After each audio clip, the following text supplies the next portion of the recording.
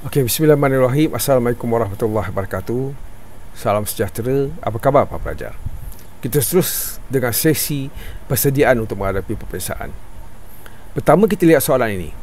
Huraikan pelaksanaan tanzimat oleh Kerajaan Uthmaniyah untuk mengembalikan zaman kegemilangannya pada abad ke-19.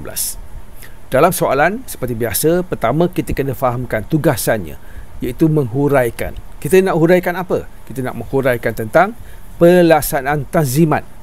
Itu adalah kehendak soalan. Siapa yang melaksanakan tanzimat ini?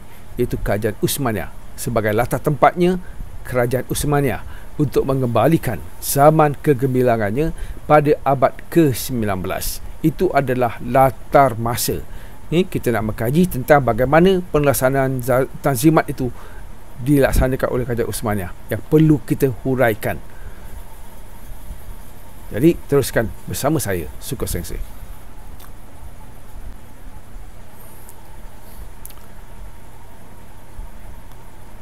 Untuk menjelaskan pelaksanaan tanzimat, kita perlu memahami latar belakang Kerajaan Uthmaniyah. Dari segi maksudnya, tanzimat itu berasal daripada perkataan Arab, iaitu tanzim, yang bermaksud mengatur, menyusun dan memperbaiki atau susun baiki. Itu adalah tanzim. Okay? Jadi tanzimat itu sebenarnya bertujuan untuk menyelamatkan kerajaan daripada kelemahan sistem pemerintahan dan pentadbiran, serta memberi fokus kepada rakyat yang beragama Kristian.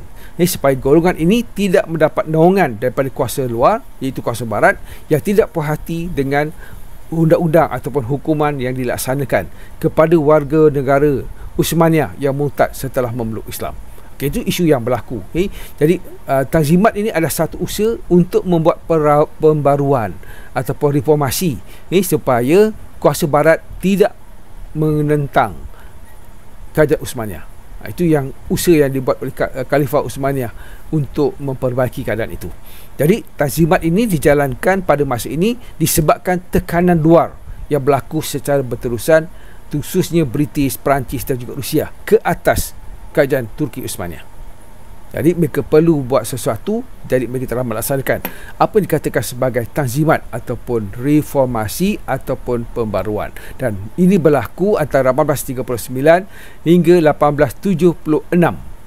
Dan juga 1893 hingga 1856. Ini dalam dua tanzimat, melalui dua piagam yang cuba dibuat oleh Khalifah Uthmaniyah pada waktu itu, iaitu Sultan Abdul Hamid Al-Majid dan juga Sultan Mahmud II, yang telah mempelopori gerakan ataupun pembaruan ini.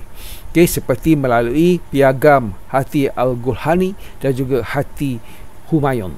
Jadi dua perkara ini berlaku dalam program reformasi ataupun pembaruan yang cuba dibuat oleh kerajaan pemimpin-pemimpin Khalifah Uthmaniyah yang akhir, untuk mengembalikan semula kegemilangan Kerajaan Uthmaniyah seperti sebelumnya.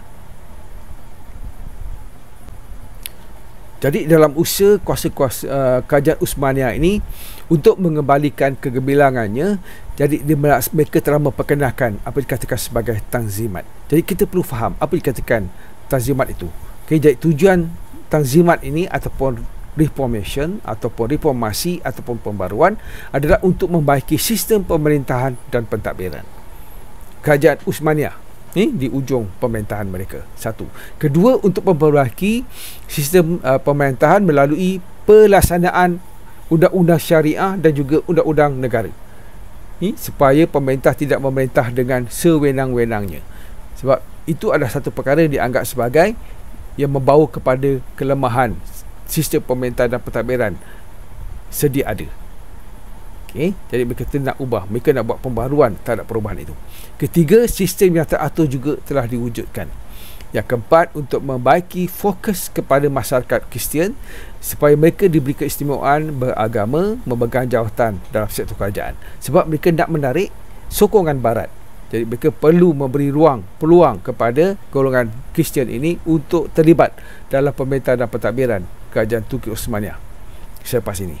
Jadi masyarakat Kristian diberi kebebasan dalam aspek beragama dan juga tidak ada paksaan dalam beragama serta mengamalkan kebudayaan masing-masing. Jadi orang Kristian juga boleh memohon jawatan di sektor awam. Okey, itu yang berlaku. Itulah yang menjadi tujuan pelaksanaan tanzimat ini. Jadi oleh itu pihak pemerintah Kerajaan Osmania cuba membaiki kelemahan-kelemahan yang menutup ruang kepada kuasa-kuasa luar untuk campur tangan dalam kerajaan dan seterusnya menggugat keamanan dan kestabilan negara Turki. Jadi mereka nak menarik sokongan barat. Ini sebab tu dilaksanakan tanzimat ini. Jadi ini untuk mengelakkan warga beragama Kristian ini mencari naungan, sokongan, perlindungan daripada kuasa-kuasa barat seperti British, Perancis dan juga Rusia. Dan juga untuk mengelakkan campur tangan negara Eropah ke atas pentadbiran Turki Osmania. Jadi kuasa-kuasa barat ini memang sentiasa mengintai, mencari peluang untuk menghasut, campur tangan dalam hal ehwal pentadbiran Turki. Jadi inilah satu cara. Jadi tujuan tanzimat itu dilakukan adalah untuk menghalang usaha-usaha barat untuk campur tangan dalam pemerintahan Turki dan supaya Turki dapat mendapat sokongan mereka dan dapat menjalankan pentadbiran dalam erti kata yang dikatakan sebagai pentadbiran cara barat untuk memodernkan sistem pentadbiran Turki dan sebagainya.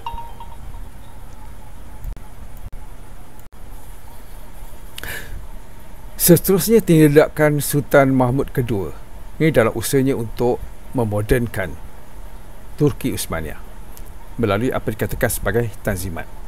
Langkah yang pertama dibuat oleh Sultan Mahmud II adalah memodernkan ketenteraan dan menghapuskan tentera Janissary, iaitu tentera elit Turki yang terdiri daripada berbagai bangsa, anak-anak yatim yang telah diislamkan, dididik untuk akhirnya menjadi tentera elit bagi kerajaan Uthmaniyah pada waktu itu. Dalam usaha untuk memodernkan tentera Uthmaniyah ini, sekolah tentera telah dibentuk untuk memberi latihan ketenteraan kepada pegawai-pegawai mengikut sistem ketenteraan barat, iaitu Eropah. Jadi Syariah al-Islam misalnya diwujudkan sebagai pemegang kuasa yang terdiri daripada undang-undang syariah dan juga sekular. Jadi pembaruan yang juga dibuat bukan hanya dalam bidang pendidikan, mereka juga membuat pembaruan dalam bidang bukan hanya dalam bidang tentera tapi juga membuat pembaruan dalam bidang pendidikan dengan melakukan reformasi pendidikan, di mana madrasah dibina dengan banyak dan meluas. Itu juga sekolah-sekolah ketenteraan, sekolah teknik dan juga sekolah perubatan seperti mana dibuat oleh barat. Jadi memodernkan bidang tentera dan seterusnya meningkatkan sekolah ketenteraan dan menubuhkan pasukan Nizam Al-Khandid juga satu usaha untuk memodernkan tentera dan juga pendidikan di Turki. Jadi pembaruan dan bidang pentadbiran dan perundangan juga dilakukan. Okay, semua ini jika kita lihat, Sultan Mahmud II ini menyedari akan kelemahan bidang tentera, pentadbiran dan pendidikan negara. Jadi mereka baginda telah mengambil tindakan untuk mengubah keadaan itu melalui satu program yang dipanggil tanzimat ini. Untuk membawa pemodenan, perubahan, pembaruan kepada pentadbiran, perundangan dan juga pendidikan.